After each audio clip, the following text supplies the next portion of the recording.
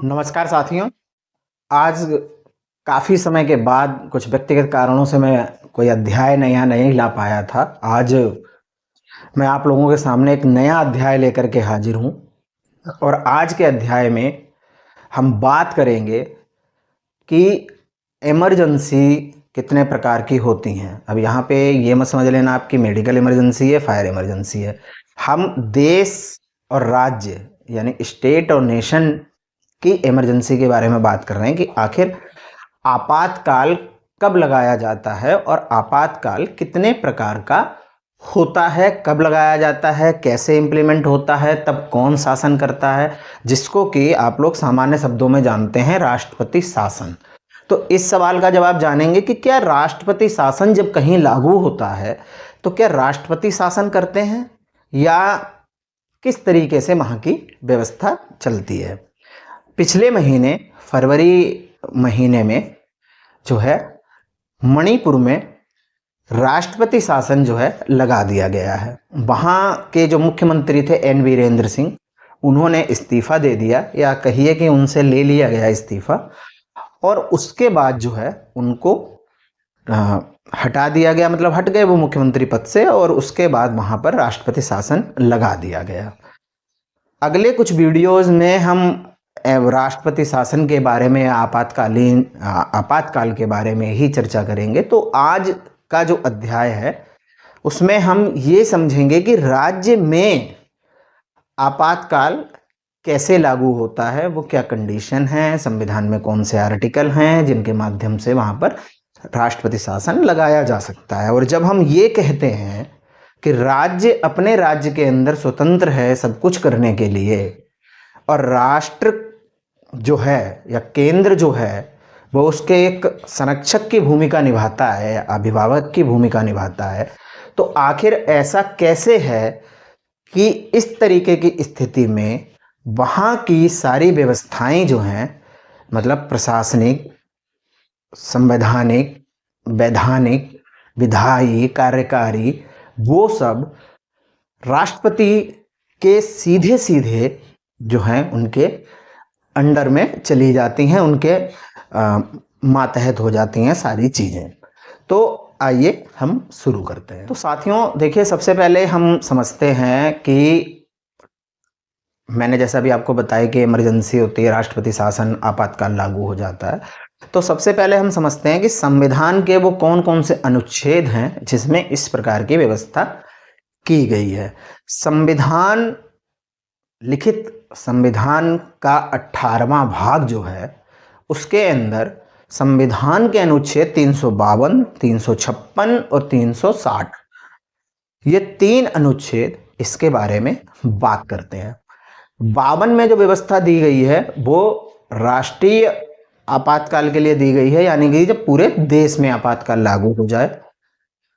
356 की जो व्यवस्था दी गई है वो राज्य स्तरीय दी गई है। अब यहाँ आप लोग कंफ्यूज मत होइएगा, यहाँ पर राज्य से मतलब है किसी एक देश के अंदर जो छोटे छोटे राज्य होते हैं उनके बारे में बात कर रहे हैं।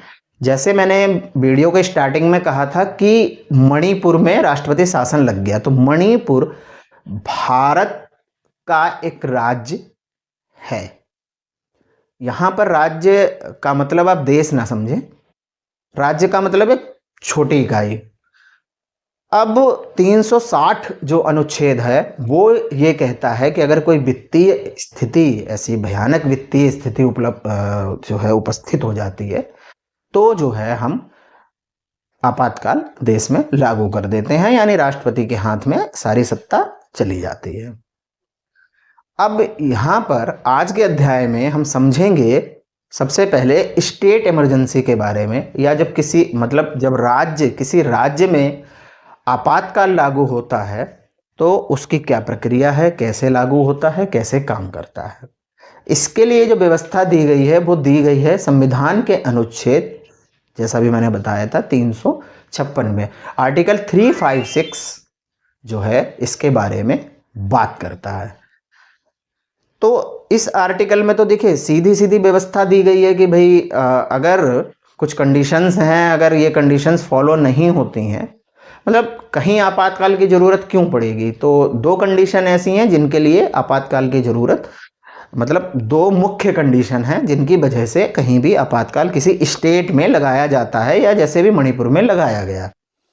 एक तो ये होता है कि आपके यहाँ पर जो है कानून व्यवस्था बिल्कुल बेकार हो जाए, उनके कंट्रोल में ना आए, राज्य प्रशासन फेल हो जाए कुछ भी करने के लिए, वहाँ के ना वो संभाल पाए। तो उस स्थिति में ये होता है कि भाई हालात खराब हो रहे हैं, दंगे हो रहे हैं, या मतलब अगर बहुत बड़े स्तर पर, इतना बड़ा कि पूरी मशीनरी, पूरा प्रशासनिक सिस्टम, प्रशासनिक ढांचा फेल हो गया है, तो वहां पर राष्ट्रपति शासन लगा दिया जाता है। दूसरा ये है कि यदि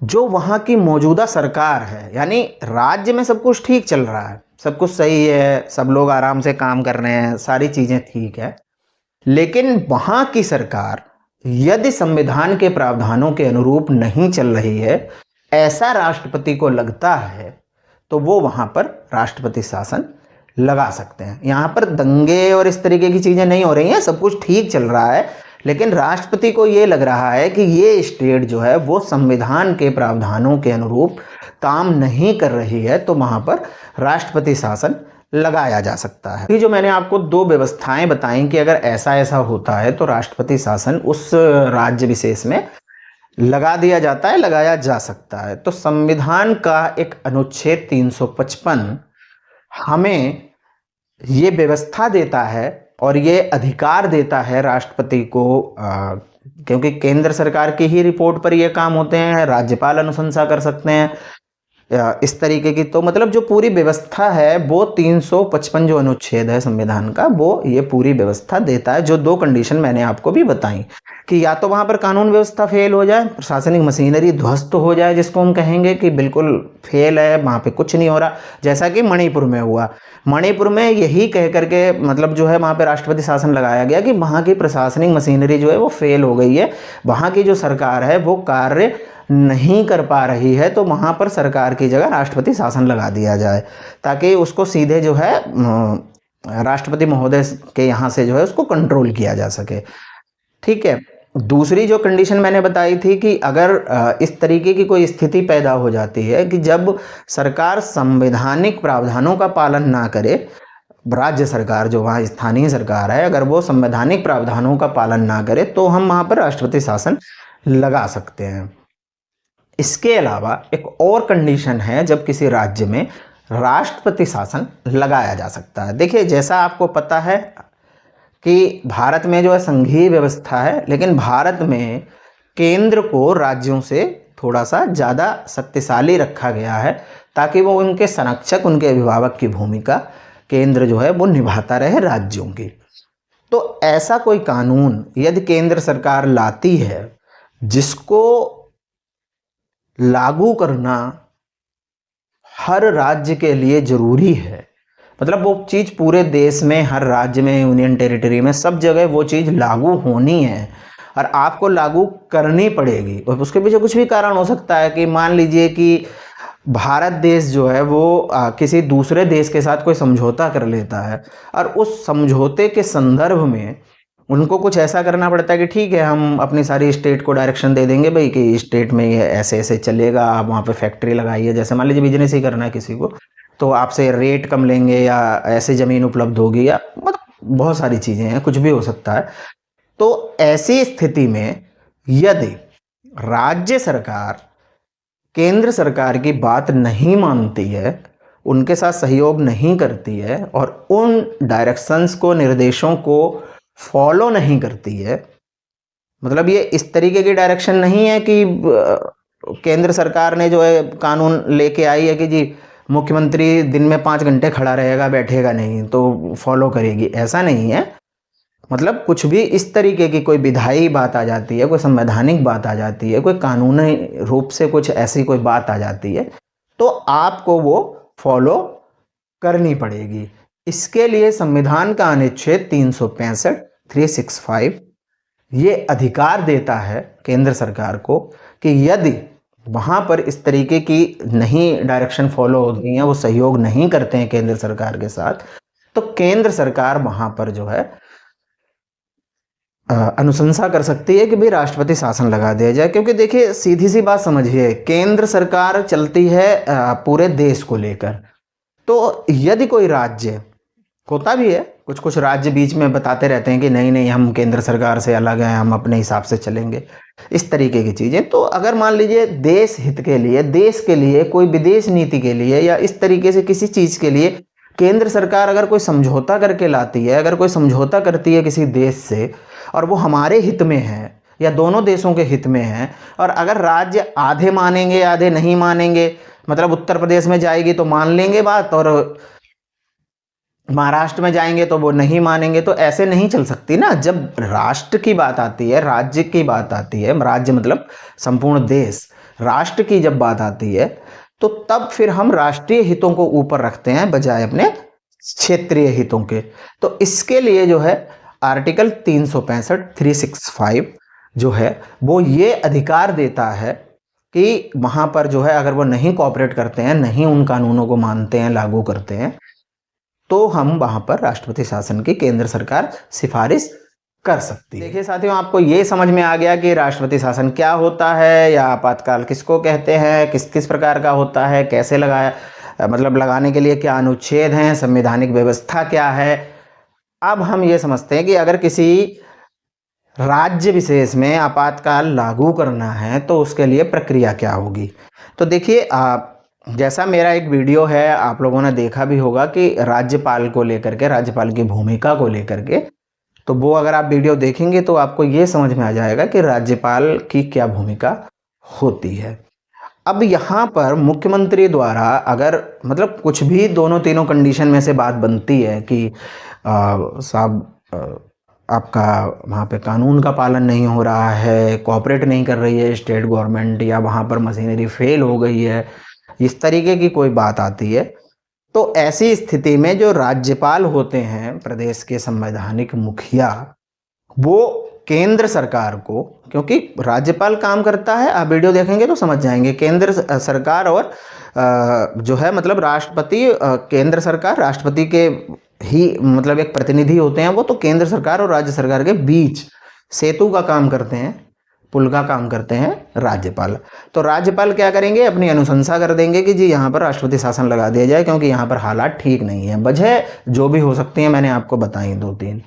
उसके बाद केंद्र सरकार के पास वो चिट्ठी जाएगी, केंद्र सरकार उस चिट्ठी को, उसके बारे में बात करेगी राष्ट्रपति से, क्योंकि देखिए राष्ट्रपति जैसा आपको पता है जो भी काम करते हैं वो केंद्रीय मंत्रिपरिषद की सलाह पर ही करते हैं। अपने मन से वो नहीं करते हैं कि मेरा मन कर रहा है दिल्ली में राष्ट्रपति शासन लगा दिया जाए तो लगा दिया जाएगा, नहीं, ऐसे नहीं होता है, ये आप सबको पता भी है। तो जब वो उनको सलाह देंगे, उनसे बात करेंगे, अगर वो सेटिस्फैक्ट्री सलाह उनको मिलती है, सेटिस्फाइड हैं, संतोष है उनको इस बात का, संतोषजनक है कि हाँ भाई सही में वहाँ स्थिति खराब हो गई और वहाँ पर राष्ट्रपति शासन जो है लगा देना चाहिए, तो वहाँ पर जो है फिर राष्ट्रपति शासन उस प्रदेश विशेष में लागू हो जाता है। दूसरी चीज़ ये है कि राष्ट्रपति शासन आपने लागू तो कर दिया, ठीक बात है, लेकिन इस कंडीशन में क्या होता है कि दोनों सदनों की जो सामान्य मेजोरिटी होती है वहाँ से ये पास होना भी जरूरी है। और एक चीज़ मैं और आपको बताता हूँ कि जब राष्ट्रपति शासन किसी प्रदेश में लागू हो जाता है तो वहाँ की जो भी कार्यकारी, मैंने बताया आपको, मुख्यमंत्री कार्यकारी प्रमुख होते हैं स्टेट के और राज्यपाल संवैधानिक प्रमुख होते हैं स्टेट के, यानी राज्य, किसी राज्य विशेष के। अब यहाँ पर क्या है कि जी सरकार तो खत्म कर दी, सरकार तो चली गई, खत्म, तो जो सरकार की जो शक्तियाँ हैं वो चली जाएंगी, यानी कार्यकारी शक्तियां जो हैं वो मिल जाती हैं राष्ट्रपति को, और फिर वो अपने सचिवालय के माध्यम से और प्रशासनिक व्यवस्था के माध्यम से वहाँ का शासन जो है चलाते हैं। अब ये तो ठीक हो गया, अब विधायी शक्तियों का क्या करेंगे, विधायी शक्तियाँ कहाँ जाएंगी, जो वहाँ की विधानसभा है या विधान परिषद है या खाली विधानसभा है, तो वो शक्तियाँ जो हैं वो निहित हो जाती हैं संसद में। यानी उस बीच में अगर उस स्टेट में कोई भी ऐसा लेजिस्लेटिव वर्क आ जाता है, कोई काम आ जाता है, कोई बात हो जाती है, तो उस बीच में वहां पर कानून बनाएगी संसद, उसके बारे में निर्णय लेगी संसद, और अगर कुछ एग्जीक्यूटिव है, प्रशासनिक है, तो उसके बारे में निर्णय लेंगे राज्यपाल महोदय। तो ये जो है एक व्यवस्था है कि कैसे शासन लगाया जाता है, और जब शासन लग जाता है तो होता, जब हम ये कहते हैं ना कि राष्ट्रपति शासन, राष्ट्रपति नहीं आती हैं कि वो दिल्ली छोड़ के वहाँ मणिपुर चली जाएंगी कि शासन करने के लिए, उनके प्रतिनिधि के तौर पर राज्यपाल जो हैं वहाँ पर होते हैं, उन्हीं के द्वारा शासन चलाया जाता है। तो उम्मीद करता हूँ आपको ये पूरी प्रक्रिया समझ में आ गई होगी। अब हम थोड़ा सा बात कर लेते हैं राष्ट्रपति शासन की जो व्यवस्था, जो प्रावधान केंद्र सरकार को मिले हैं, इनका दुरुपयोग भी हुआ है। कई बार माननीय उच्चतम न्यायालय को ये कहना पड़ा कि आपने गलत किया, गलत लगाया गया, ऐसा नहीं होना चाहिए था, केंद्र सरकार अपनी चला रही है, वगैरह वगैरह। तो थोड़ा सा इसको भी हम समझ लेते हैं। साथियों, जैसा कि मैंने अभी आपको बताया कि इसका मिसयूज काफ़ी हुआ है, काफ़ी जगह जो है ये इसको लगाया गया है, और केंद्र सरकार ने इसका मतलब जो कोई भी केंद्र सरकार जो भी रही है, उसने अपने हित के लिए इसका प्रयोग किया है। एक बात यहाँ पर इंटरेस्टिंग फैक्ट मैं आप लोगों को बताता हूँ। जैसे हमारे संविधान में जितनी भी व्यवस्थाएं हैं वो हमने कहीं ना कहीं किसी न किसी संविधान से, किसी देश के संविधान से ली हुई हैं। ये एक ऐसी व्यवस्था है जो हमने किसी भी देश के संविधान से नहीं ली हुई है, किसी कहीं से भी, मतलब इसको कहते हैं ना कि कहीं से भी मतलब जो है ऐसी कोई प्रेरित नहीं हुए हम इसको लाने के लिए। ये हमारी खुद की व्यवस्था है। भारत का जो 1935 का जो एक्ट है, भारतीय गवर्नमेंट का, इंडियन गवर्नमेंट एक्ट, उसमें ये व्यवस्था थी और इसको हम अभी तक चला रहे हैं, जैसे कि हम और बाकी सारी चीज़ें चला रहे हैं, काफ़ी सारी चीज़ें। तो यहाँ पर क्या है कि अच्छा, इस मामले में वैसे भारत पाकिस्तान भाई भाई तो नहीं है, दुश्मनी बड़ी तगड़ी वाली है। इस मामले में दोनों भाई भाई हैं।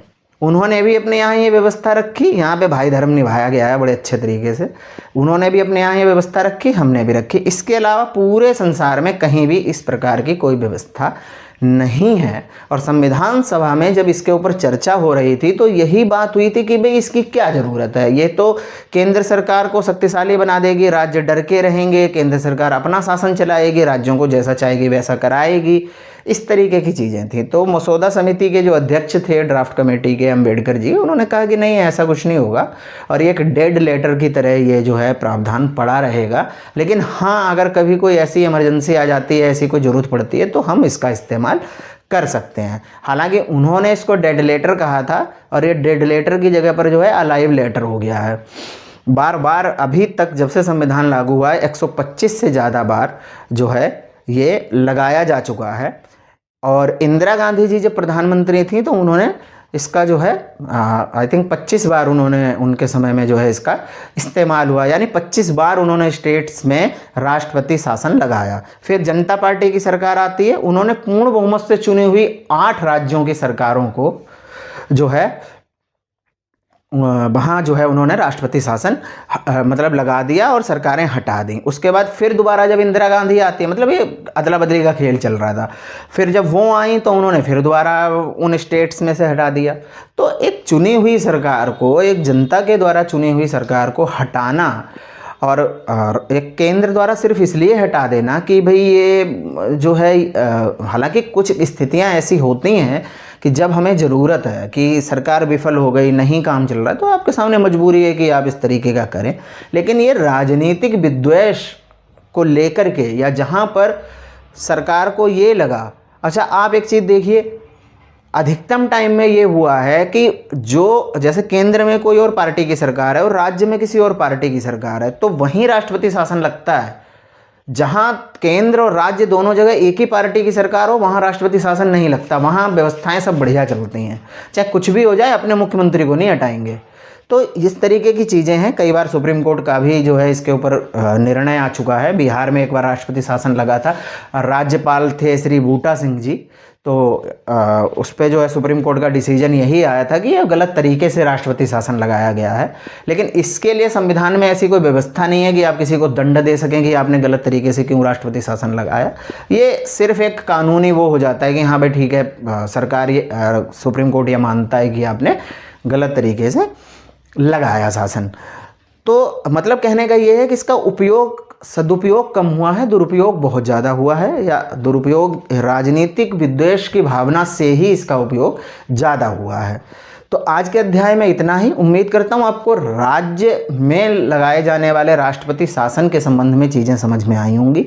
अच्छा लगा होगा आपको ये वीडियो, और अगले कुछ वीडियो में हम बात करेंगे राष्ट्रीय आपातकाल और वित्तीय आपातकाल के बारे में।